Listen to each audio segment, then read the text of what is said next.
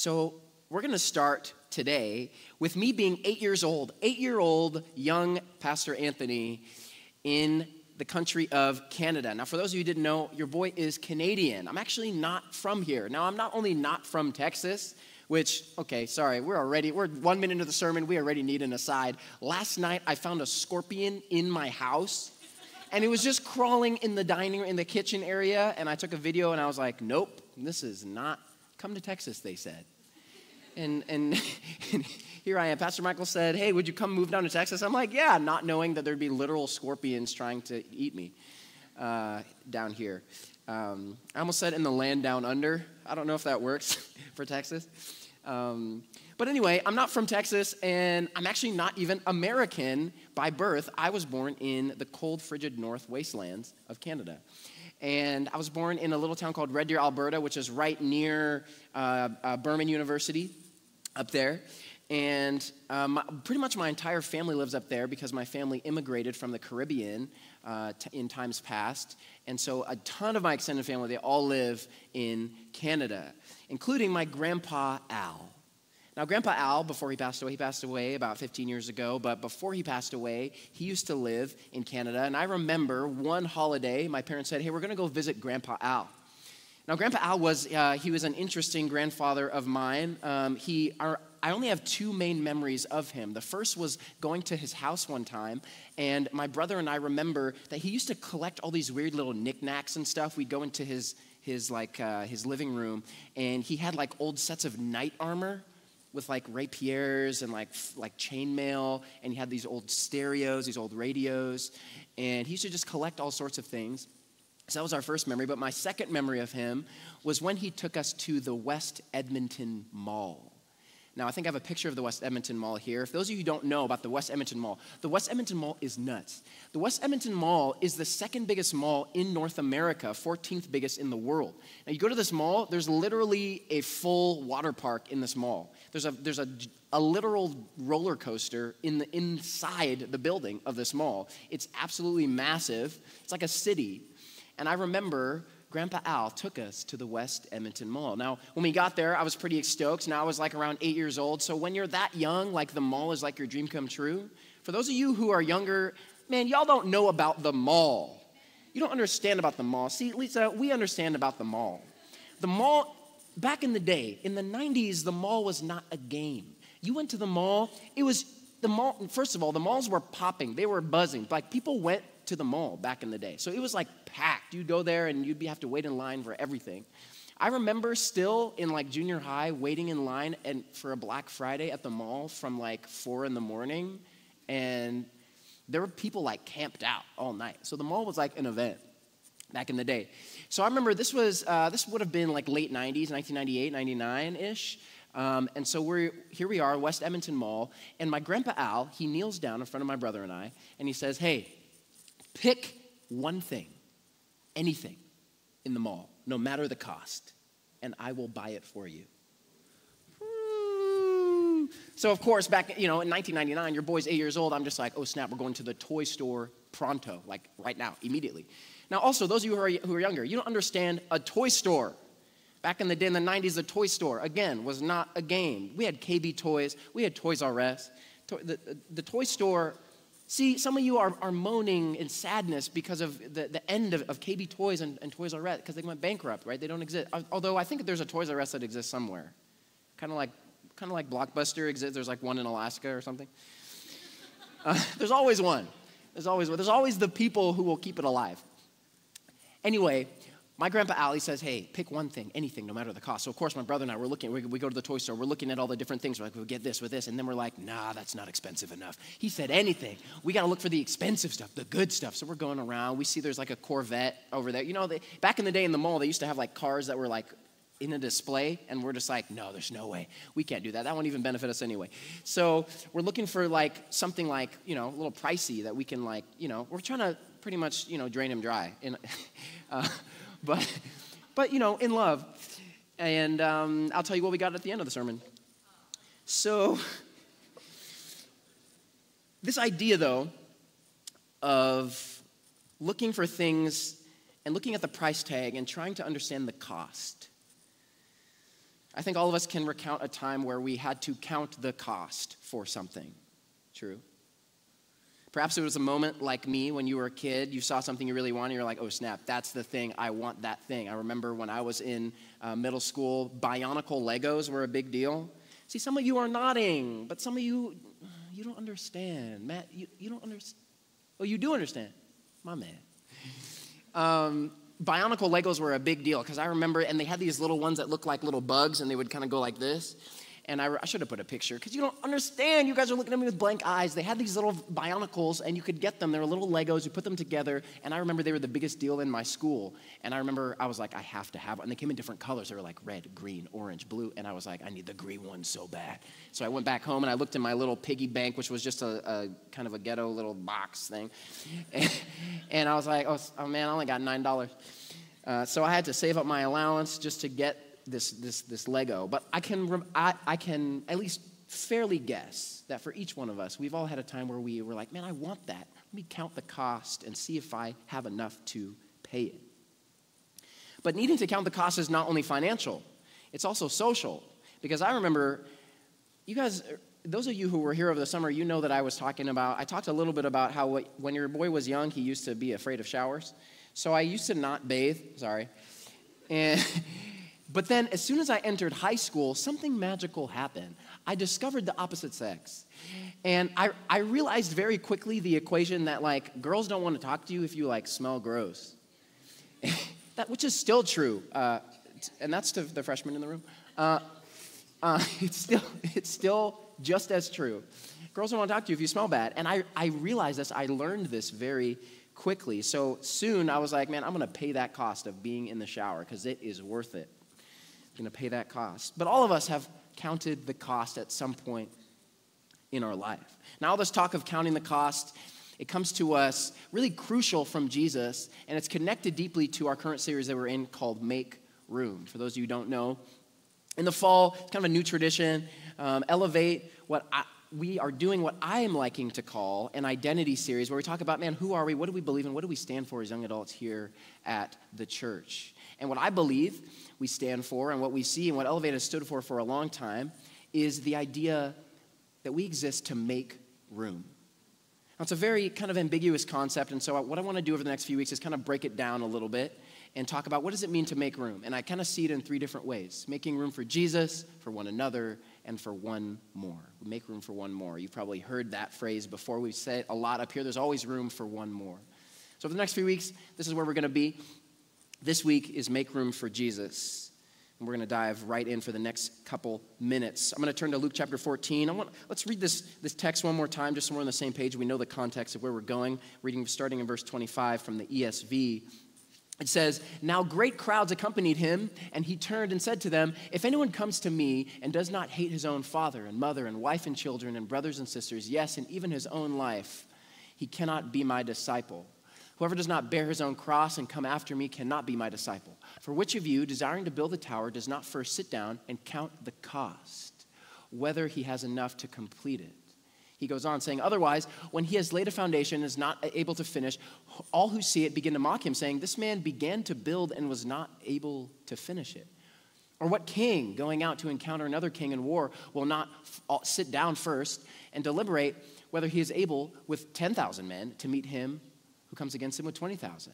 And if not, while the other is yet a great way off, he sends a delegation and asks for terms of peace. So therefore, any one of you who does not renounce all that he has cannot be my disciple."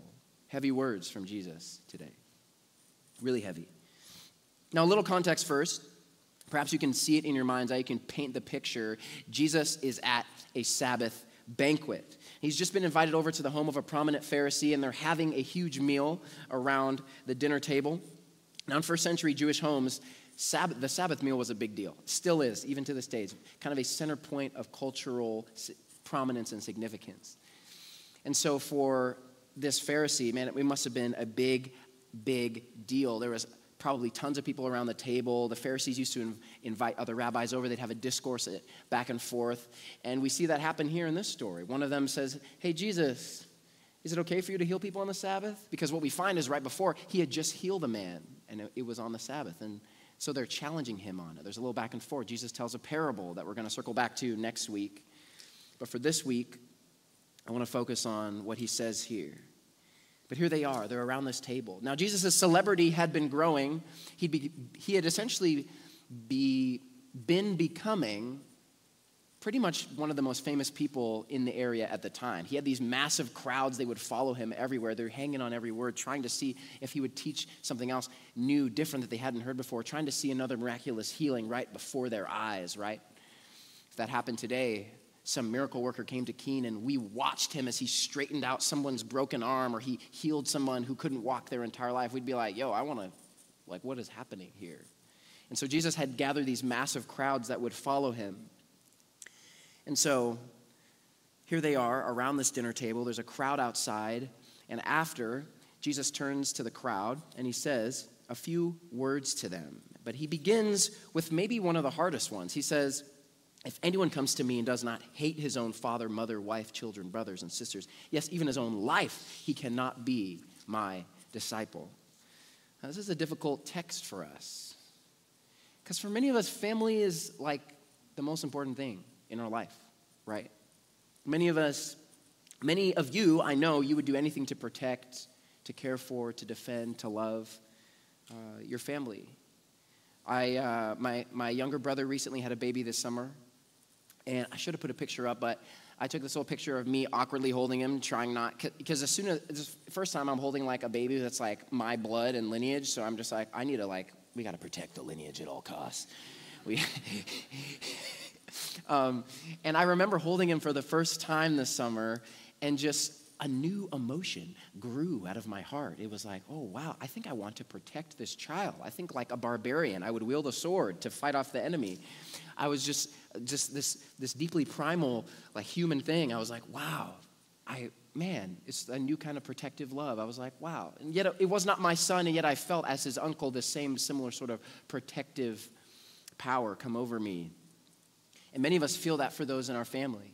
Those of you who are parents in the room, I know you feel that for your children, for your grandchildren. The desire to protect, to defend, to love, to care for, you want the best for them. And so it comes to us as a little difficult when Jesus says, hey, you need to hate your family in order to follow me. It feels a little odd, feels a little off. It doesn't seem compatible with the things he said prior. So what is he getting at here? Now, in order to understand, we need to go into the original language. What Jesus says here, a word he uses, the word hate, is this Greek word called missio. And missio is an interesting word. It just means hate. It's actually not that deep. It usually just means hate. Shows up over 40 times in the New Testament. And time again, over and over and over, usually it just means hate. But when we go a little deeper into the Greek language, what we find is that when this word is used to compare between two things, when used in comparison, it's talking about love. It's talking about to love something less or love something a little bit more. And so what is Jesus getting at here? Well, I think what he's saying is that we need to deeply examine our hierarchy of loves. We need to actually scrutinize and ask ourselves in our life, man, what is my hierarchy of loves? Am I at the top, above God a little bit? Are my kids above God? Is my family above God?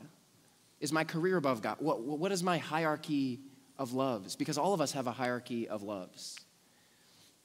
And Jesus says, if you want to follow me, he says to the crowd around him, who probably they're following him, maybe they want him to do another miracle, make some more bread, or they want him to heal someone else, or really what they wanted, right? Because this is the Israelites we're talking about, people of Israel, the Jewish community during this time. They're under oppression from the Romans, right? What they want is revolution. They want freedom. They want their country back. And so when Jesus says, hey, I don't know why you're here, why you followed me, but if you're going to follow me, this is what the cost is. This is what it means. I need to be number one. I need to be at the forefront. Your hierarchy of loves, everything else, it has to be me. James A.K. Smith, he says it this way in his book, You Are What You Love. Discipleship, we might say, is a way to curate your heart, to be attentive to and intentional about what you love. To be intentional about what you love. And so I believe Jesus gives us three different ways in the next few texts that we can be intentional about our hierarchy of loves, about man, what is actually first in our life? Number one, he says in verse 27, 14:27, he says, whoever does not bear his own cross, bear your own cross, he says, is the first way to determine, man, what is my hierarchy of loves? Is Jesus really at the top? He says, bear your own cross.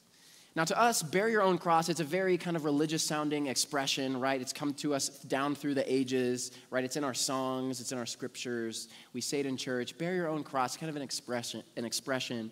But for his listeners at the time, this was a very literal thing he's talking about, right? The cross was an execution device, right? This was the electric chair, the firing squad, the hanging noose of the day. But even more than those things, right? In modern times, execution has become more and more civilized in the sense that it has removed torture out of it, and it has just tried to be as efficient as possible, right? That was kind of the goal as we moved from hanging to firing squad to electric chair. We're trying to be more humane. We're not trying to make anyone suffer.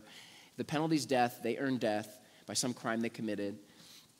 Yet back in the ancient times, this was not the case. The Romans designed the cross to be as painful and torturous as possible, right? We've all, perhaps if you've been in church, you've heard about the horrors of the cross, right? How they would spike your flesh into this wood. They'd raise you up so that you're hanging by your muscles, by your tendons. And then because of the weight that you're hanging on, because of the way that your feet are orchestrated on this wooden cross, you would have to lift yourself up on your feet because they'd bend your knees intentionally. You'd have to lift yourself up on your tiptoes on the nail, right? Sometimes there'd be a platform if they were merciful, but other times there wasn't a platform. You'd have to lift yourself up on this nail just to breathe deeply, and eventually over time your lungs would collapse and you would suffocate from inside. So a lot of people who were on the cross, who died by crucifixion, they didn't die from blood loss, but from suffocation. It's a pretty horrible, terrible, right? And the Romans, they were good at this. They designed it to be this way. That's why when Jesus dies so early in the crucifixion story, they're shocked because it should have taken him hours to slowly asphyxiate, right? Very, very harsh, very brutal, not trying to be graphic, but this is kind of how the ancient world was, right? And so when Jesus says, bear your own cross, this isn't some sort of intellectual, fun, even a religious saying, metaphor. He's talking about death, right? It's very literal to the listeners, right? Almost as if he's saying to the crowd, listen, I don't know why you're here, but following me may cost you your life. I don't know where you think I'm headed, but it's not necessarily where you want. We know that for them, what they wanted was revolution and retribution and national glory. There was a spirit, perhaps, of nationalism in the air. They wanted their country back, and they wanted it really bad. But Jesus said, I'm not going where you're going, right? This is why anytime the disciples threaten violence, he says, put away the sword. Those who live by the sword die by the sword, right? When they say, hey, we can go and attack them, we can use our swords, we can go, he said, you don't understand, this is not my kingdom. This is not my agenda. He says, I'm going to die. This is what it means to follow me. And so I believe what it means to make room for Jesus is a death to any agenda, political, personal, or religious, that is not Jesus' agenda. Now, this is difficult for us, right? Because all of us have agendas deep in the heart. We all have biases. We have things that we carry, right? We're in an era that, especially in this country, that is very polarized, left and right, conservative, liberal, right? We have the whole spectrum. I don't like those words, but we use them to describe, kind of generalize. It's difficult for us, right, to not have an agenda. But this call of Jesus seems to be, let my agenda be your agenda, not your agenda. And that means, I think, we have to check. We have to be in this book so that we know what Jesus' agenda is. Because sometimes there's things that we think are Jesus' agenda, but then we go to the book and we're like, oh, that wasn't you. This is especially important as we're headed even closer into a political season, right? Sometimes, and I'm just to be honest, your boy is a typical get trapped into a Facebook or Instagram comment war. This is a little bit of a confession. I have to confess this. This is church. You will find your boy 30 comments deep in an Instagram debate where I'm like, well, actually, you will literally, don't look for me, but you'll find me. If you do, I bet you'll find me, because there have been so many times where I'm just like, well, I disagree with you because, over and over and over. Whenever that happens, whenever I'm like, I find myself like 80 comments deep, I'm not kidding, 80 comments deep into a debate, I'm like, okay, I need to focus on my mental health. I need to reel it back. Right, but this means, so what is Jesus getting at? Man, we got to make room for him by making sure we're chasing his agenda, not our own. Bonhoeffer, he says it this way. He says, the cross is laid on every Christian. The first Christ suffering, which every man must experience, is the call to abandon the attachments of this world. It's that dying of the old man, which is the result of his encounter with Christ. As we embark upon discipleship, we surrender ourselves to Christ in union with his death. We give over our lives to death. He goes on, saying, thus it begins. The cross is not the terrible end to an otherwise God-fearing and happy life, but it meets us at the beginning of our communion with Christ. When Christ calls a man, he bids him come and die. Come and die. And this leads us directly into our second point that Jesus leads us to. He says in verse 27, continues, he says, whoever does not bear his own cross and come after me, he says. And we all remember, perhaps if you're familiar with the Gospels, Jesus is called to follow me, right? He says it to Levi, the tax collector, follow me. He calls him from the tax booth. He says it to the fishermen, right? To Peter, James, and John, follow me. Leave what you're doing. Follow me. And it's reminded me as I've reflected on that about the truth that we all kind of follow something. All of us. We all follow something. Right? And I don't know what that is for you, what you follow. Who's holding the keys in the driver's seat? What is it that you follow? But all of us follow something. And I think it causes us to ask the question, who am I following? I remember in high school, your boy was in a bunch of like punk rock bands, and that's kind of like who I wanted to be for a really long time. And I remember there were these guys in these bands that I followed for a long time. I kind of like idolized them. They were like everything I wanted to be. I wanted to talk like them. I wanted to dress like them, whatever they did, the music they were into. I would like watch every music video, and I'd go to these shows, and I'd try and meet them and hang out with them, and I just wanted to be them so desperately. They were in these bands that were like Christian rock bands. And I remember there came a point, especially this one in particular, where I watched this interview with him where he was saying that he fundamentally rejected and renounced his belief in Christ after a lot of years of believing. And I remember feeling really let down because his lyrics that he had written in a lot of the songs had really kind of carried me for a long time. They had inspired me. They'd helped me in dark times. And yet he's saying, everything I wrote, I don't believe in that anymore. I believe that's a bunch of baloney. It's trash. I don't believe in it. And I remember feeling so let down, feeling like, man, I put all my hope in this person and who I thought they were, but they let me down. Who am I following? Jesus causes us to ask. So I believe to make room for Jesus is not only a death to any other agenda than his, but it's also to continually let Jesus into the driver's seat, to continually give him the keys. I'm giving you the keys, not me. I don't know what decision that you all are facing this morning. For many of us, it's, man, like, what's my major going to be? Who am I going to marry? How's this relationship going to end up? Should I get back together with this person? Should I take this job? Should I chase after this path, that path, right? There's many paths in the world. And Jesus, I think he's inviting us. He's saying, give me the keys. I know you've had the keys, but give me the keys because what I want for you is better than anything you could ever want for yourself. Give me the keys. Finally, Jesus says, for which of you desiring to build a tower does not first sit down and count the cost? Count the cost. I think this is the harshest truth of them all. Those of you who've lived a little bit more years, you've learned this already. Everything costs something. Everything. Saying yes to one thing is a no to something else, right? Filling your time with one thing means to not fill your time with something else. Saying yes to one job is to say no to another job. Saying yes to one relationship is to say no to another. Everything costs something. I gained 7 pounds this year.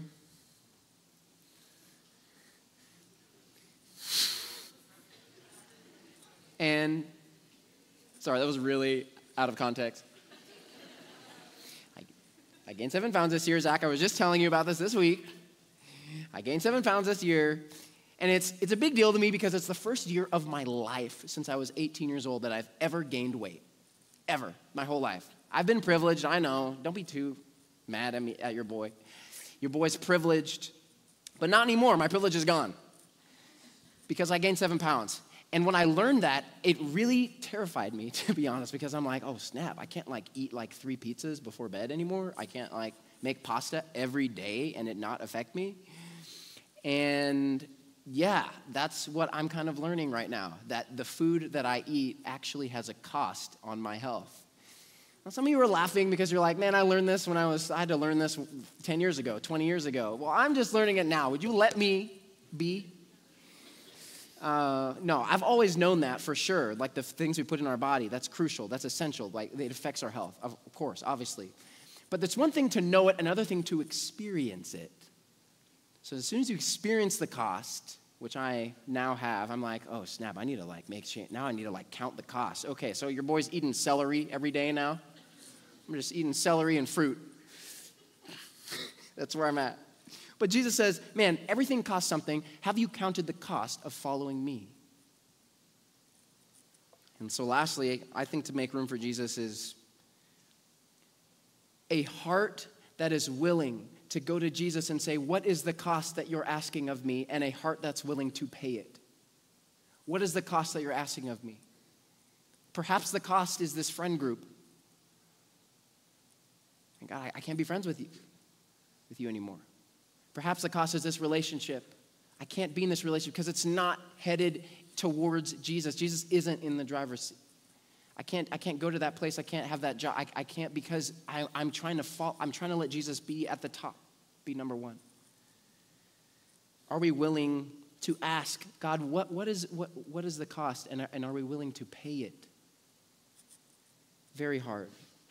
To close, Dietrich Bonhoeffer, he says this, same book, Cost of Discipleship. He says, and if we answer the call to discipleship, where will it lead us?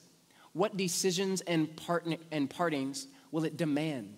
To answer this question, we shall have to go to him, for only he knows the answer. Only Jesus Christ, who bids us follow him, knows the journey's end, but we do know that it will be a road of boundless mercy. Discipleship means joy. It means joy. See, sometimes I think scriptures like this can be difficult for us because it feels a little dismal, feels a little down, feels a little heavy when Jesus is calling us. Man, you're really calling me to hate my family and give up everything? That's crazy. That doesn't sound fun.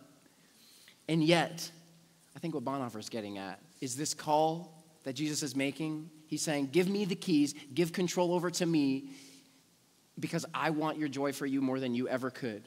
When I'm in the driver's seat, I will take you to places you did not even know that you could go, to relationships that you didn't even know could be this good. But you have to trust. And so at the end of my search for a toy that costs a lot of money, because I was like, let's run this thing up. I'm going to lock in. I remember going to this little toy store, and the movie Star Wars, the first one, The Phantom Menace, had just come out, and I was obsessed with it. I wasn't allowed to see it yet because I was too young. My dad didn't let me, but I was so excited because it just looked so cool. And I remember finding this little Star Wars comic book in this toy store, and it couldn't have been more than $10. But I was I think this is it. I think this is what I want. There's a Corvette out in the lobby, but what am I going to do with a Corvette? I'm 9. And so I went to my Grandpa Al, and I said, I think this is what I want. And I just remember, he just smiled. And he was like, of course. And I didn't realize it at the time, but in reflecting back on that experience, I realized that what was happening there was an exchange. I was giving over my autonomy, right? Because he had the control. He got to decide. He got to say yes or no to what I brought to him, right? I was giving over my agency, my autonomy. I was giving it over. I was saying, okay, this is in your hands now. I'm bringing to you something. I don't know if you're going to say yes. And so what it cost me was all of my autonomy, as much autonomy as a 9-year-old has. But what I gained was a grandfather who would say, anything in the store is yours. You only have to ask. Absolutely anything. I think back and I think he would have given me the Corvette.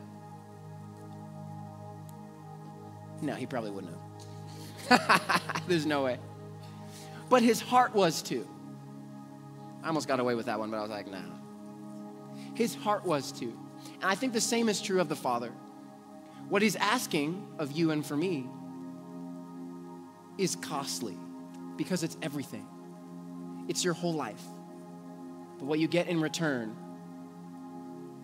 is everything. Is so much better. A boundless future with a Father who wants joy more than we ever could. And I think that's a cost worth giving, at least for me.